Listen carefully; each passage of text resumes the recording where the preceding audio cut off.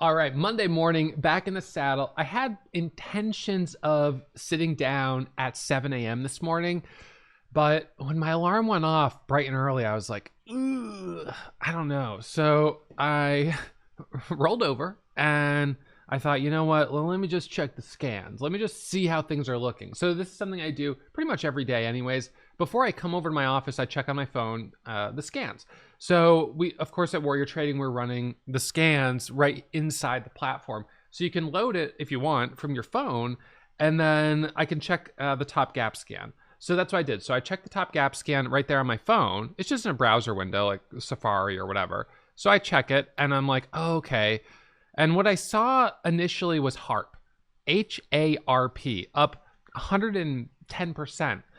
And I was like, ooh, okay, it's $22 stock. All right. So then, I flip over inside the same platform and I pull up the chart. So I pull up, I type in HARP, I press enter, and I'm looking at the chart and I'm like, wait a second. That looks like it's probably a buyout, right? You could see the chart, it's just going sideways. So I'll pull up the chart here too. But so I saw that and then I just confirmed it. I was like, well, let me just make sure.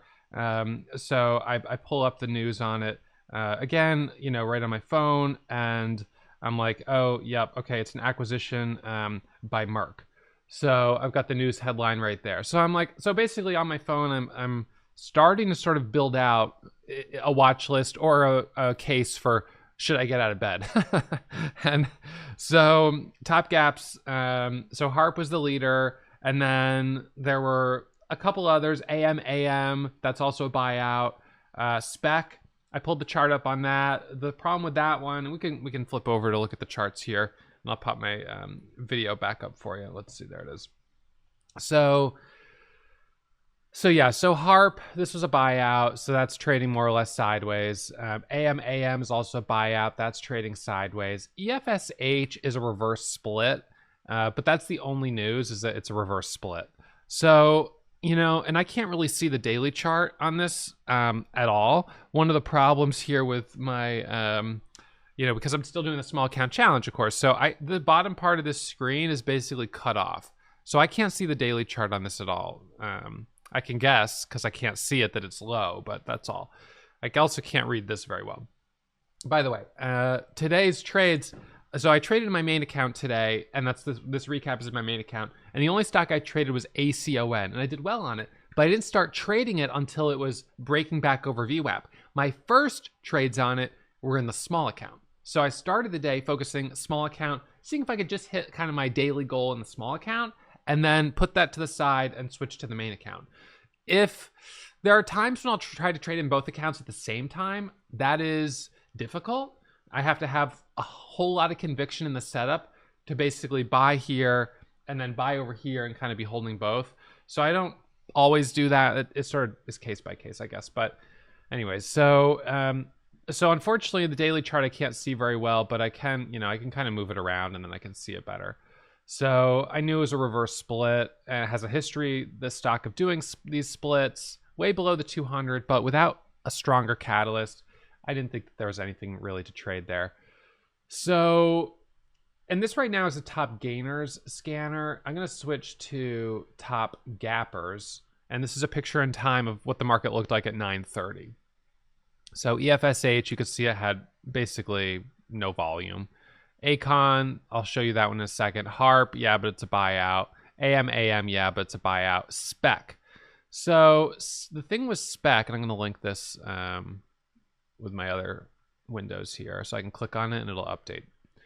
And it'll update the news right here. So the thing with Spec is that it had this pop at like 6:30 and came pretty much all the way back down. So it almost felt like a round trip. It really didn't hold up very well.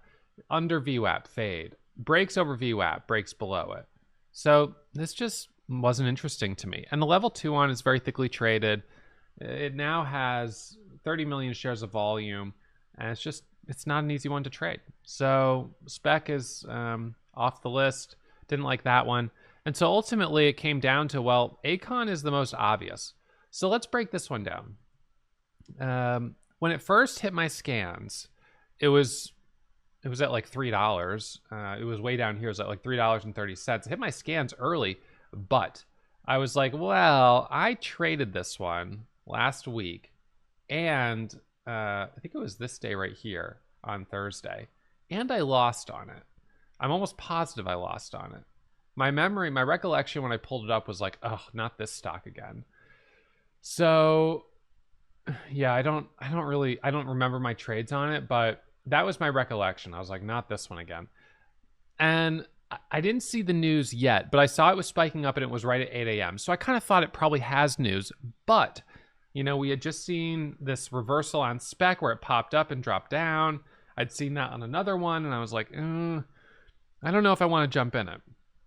Now, the problem with this stock, for those of you that are also following my small account challenge, is that because it was below $5, I had no leverage on it.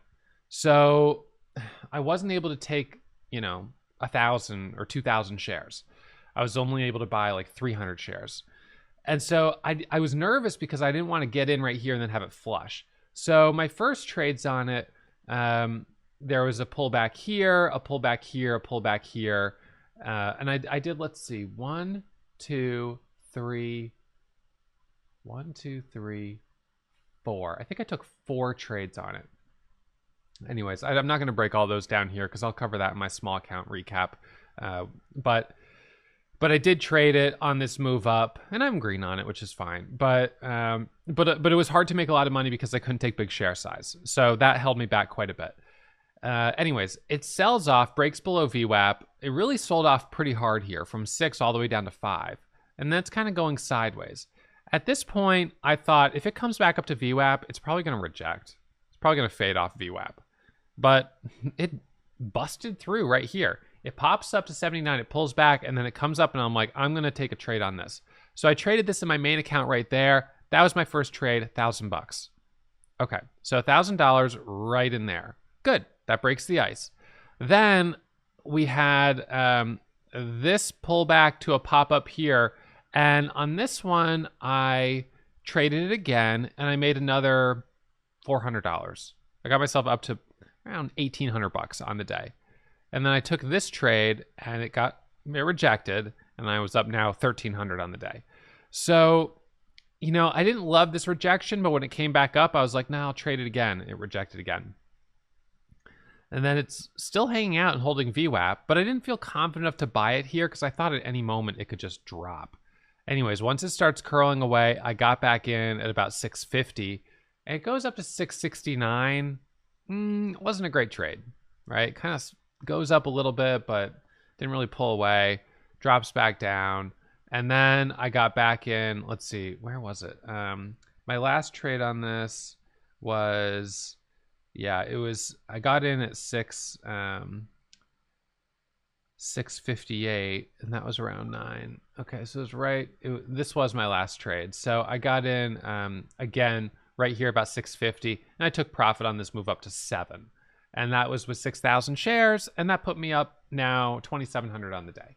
So that was like a $1,300 winner, $1,500 winner. Again, just small stuff. It came back up basically to the double top, which I thought maybe would break, but it wasn't able to. Some of the things on the daily chart I was paying attention to, even though it's impossible to see the daily chart with my monitor, I move it around. I was aware of resistance at 740, the high of this red candle, under the 200 moving average, which is at 828. So some resistance there, on the upside. And then from the news catalyst by itself, it was kind of funny because the catalyst was that they execute a strategic partnership agreement. But this was following the previously signed non-binding letter of intent. So they signed the agreement that had already been announced. That's not really, I don't want to be overanalyzing the news because ultimately the chart patterns is what's number one. But as it was coming up here, I was like, I don't know if this news is super strong. Plus we have this resistance. I think maybe I better just steer clear of it in terms of over trading it. So I traded basically up until, I took one more trade, which was 1,000 shares buying a dip at 6. It didn't bounce, and I stopped out for a $100 loss. Not a big deal. I thought maybe it would spring off of VWAP and come back up, but it drops down and it just kept going lower. So, there were trades on this for sure to be had, but it was a little tricky, a little choppy, and not a huge winner.